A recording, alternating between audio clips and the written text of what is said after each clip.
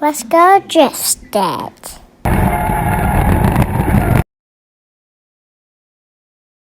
In drifting, it seems pretty popular to rip out the stock engine in your chassis and put something else different in it. And sometimes that's a good idea, sometimes it's not. Both of our cars are, or my car has a V8 and Eric's car is going to have a V8. So there's definitely some reasoning behind that. Engine swaps are very common, in drifting, and I think a lot of people see the LS being swapped many, many times.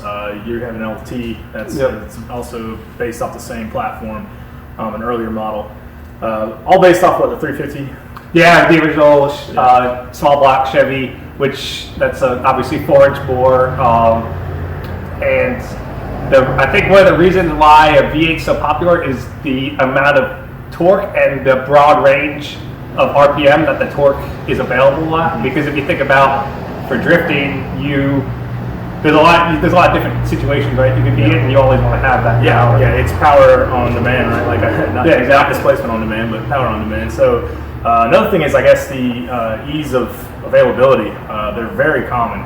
They were in every truck and everything that Chevrolet made for a while. So that's kind of one of the reasons I would think for definitely Pro-Am, you want something that you can have a whole stack of spares. Yeah. And if there's something that does happen, then you got to get the first done in a half hour, an hour, or even 5 minutes, you can do so. Yeah, the first build's basically the hardest, like getting all the accessories and things like that. Once we have what we need, something goes wrong with the engine, it's a quick trip to the junkyard, find another block and head assembly, and just swap it out. Yeah, another thing too, I think even like in other forms of motorsports, the LS is really popular. So you're going to have all these different performance parts as well that are going to be available that are very well suited for drifting.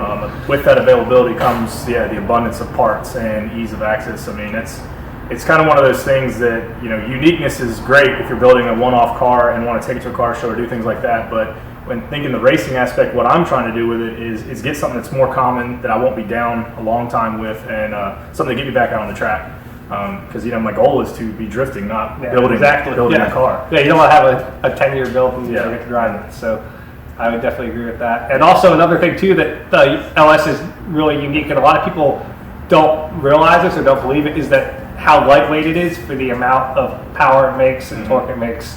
Because obviously, and that's one of the advantages that LS has over an LT series of motor like I have.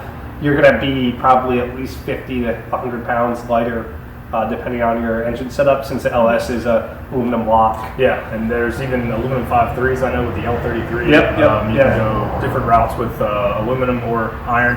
I guess iron would hold more power, but aluminum has got the weight. I think iron's definitely good. And I'm not sure. Well, I think with Pro 1, the way it is now, that guys are going to more of a billet block. But if you're going to do Pro-Am or even Pro 2, and you want to go forced induction on a V8, definitely get the iron block, because you're going to be way more reliable. You don't have to buy a new block every season, basically. Yeah. And I've got a friend that's in Pro 2 now that is running an iron block 6-liter turbo, no issues. So.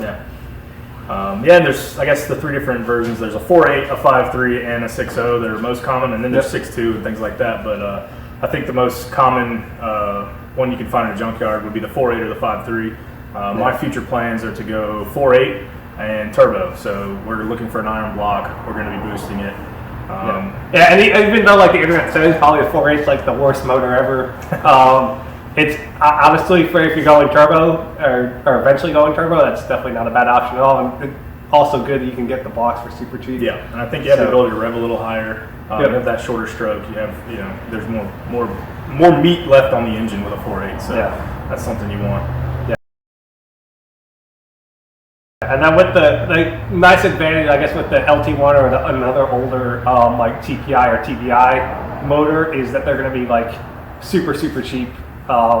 You can buy a full running with accessories and everything, basically ready to bolt in the car, probably $500-600 if you look. I bought my motor for $350, which I know is a super good deal. And then all the parts and stuff, there is some cross compatibility between a first generation small block Chevy and the second generation, which is the LT1 I have. So that's nice. You use some of the same pistons and stuff. But there, I guess, kind of a disadvantage at the same time with the LT1 is that it was only built from like '89 to I think '98 or something. So very short span. There's not a whole lot of aftermarket support out there, and if like the number one thing is like the heads, because it has a different cooling system, or they call it reverse flow. The coolant actually goes through the back of the heads first, which does help with engine temperatures and stuff, but it means that you're very limited on your selection of heads. So I just have stock aluminum heads on mine right now because I'm not at the point where spending $1,600 on heads is going to make a difference. Yeah. And then like you spend that much money and the stock LS heads like flow nearly as much. A big component to this is, it's quick and easy, cheap power that's readily available, and that's exactly why I think, it's a great candidate for swap, Is it overdone? Maybe, but there's a reason it's being done so And I much. think like compared to like a 1JZ, 2JZ swap, RV swap, like you're so much cheaper because you're not importing some engine from Japan and then you got to import all your spares too. So I would say if you're considering like a 2JZ or 1JZ, I mean, they're really cool motors too, but I think an LS, it can't be overlooked for what it is. I mean, I'm a fan of the SR. I love the SR20. People know me, know that I like the SR20. I've been messing with them for a long time. They're great engines, and but I do want to step it up, and it's really to that point where it's going to cost me a lot of money to build, an SR20. And ironically enough, with this LS build, I'm actually almost done, and I'm still under the last SR swap I did. I'm still have about a $500 room to play with. $500 buys you. It's cam setup. It's kind of crazy. And it's crazy with the LS motors too. I've had a lot of experience in other motorsports. It's crazy amount of power you can make like with just a cam. I mean, the heads flow all really well already, so you can literally just put the cam in and new springs and stuff, push rods, and you're making like 450 horsepower. Yeah. And I mean, that's a perfect number for pro-am drifting, I think, if you got a light car. That's non-turbo, so it's just right it's there. gonna be super reliable. You're gonna just be able to put gas in it, change the oil, and go. Yeah. The one thing that does plague V8s, and I know this firsthand, is the oil, oiling system. Yeah. So you want to always make sure that you do those necessary upgrades.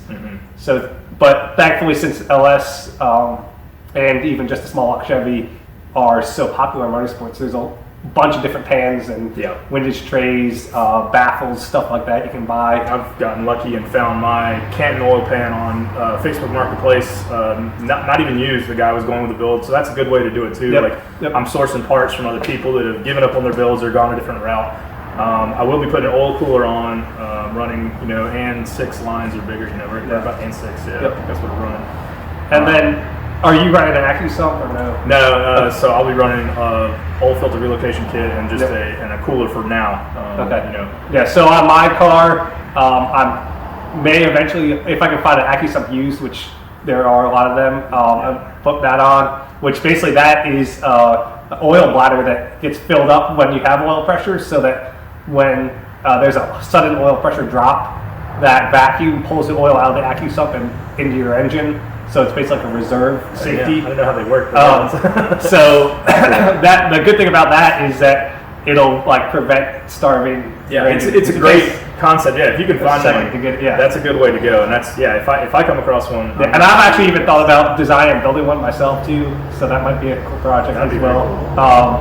But that, and then like on my LT1, I'm running a larger capacity pan with a crank scraper, windage tray, and trap door. So basically all that stuff works together to keep the oil in the bottom of the pan and near the pickup. And like a stock oil pan would be like 4 to 5 quarts. My pan's at 8 quarts. So I've had no issues. And also another plus with having a high capacity pan is that your oil stays much cooler. Yeah, I was gonna say you just have more. So like I haven't even thought about running an oil cooler yet, because even at Piedmont, like lapping in 100-degree weather, the oil pressure, oil temp never goes over like 240 or something like that. It's well within and that thing to consider is, yeah, as oil heats up, it thins out, and there's not protection between the bearings that you should be getting if it stays cool. So yeah, the viscosity is changing, and that's very important to keep in mind when you're out there on the track. It gets hot out there, you're sideways, there's no wind coming across the radiator, you know. So there's reasons for, you know, why we're going LS, or why, you know, we've gone V8. But don't let that, I mean, I think everyone needs to do their own research. I don't necessarily think there's one engine that's better than the other, and obviously turbos are really cool too. I think that I'd like to eventually have turbo on my car, or some other nitrous. Seems like more people are doing nitrous now. Yeah, power header, or like both. But I actually have a nitrous kit sitting in my garage that I could put on, so maybe that'll happen. But being NA and being nice and reliable is also really good as well. So. Yeah, it's again safe, reliable power that's just, you know, there when you need it, and availability. So there's a few good reasons why. I think as we continue the series, we'll get a little more detail going on with the engines in particular. But this is our reasoning as to why we're doing what we're doing. Yeah, and I think that regardless of whatever engine you build, make sure you take measures to keep it cool, keep the oil pressure in it, and keep fuel to it. Because those are the three things that are going to kill an engine. Too lean, and you know, it's too hot, pop a valve. Too many problems. So, all right. Well, thanks for checking out the video, and, you know, stay tuned. Keep us informed with what you guys want to see. Let us know. Keep us updated on your winter builds.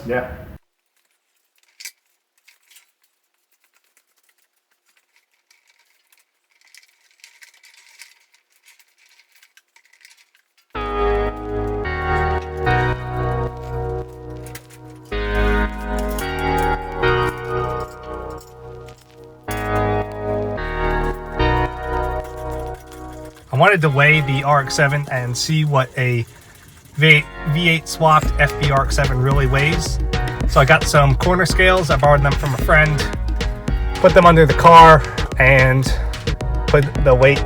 Surprisingly, the cross weight and like the balance was pretty spot on, especially the cross weight. You can see 50%, and total car weighed 2477 without me in it, and probably like 3/4 of a tank of gas, which is actually pretty impressive. I was really surprised because I've taken some interior out, but really not stripped it down.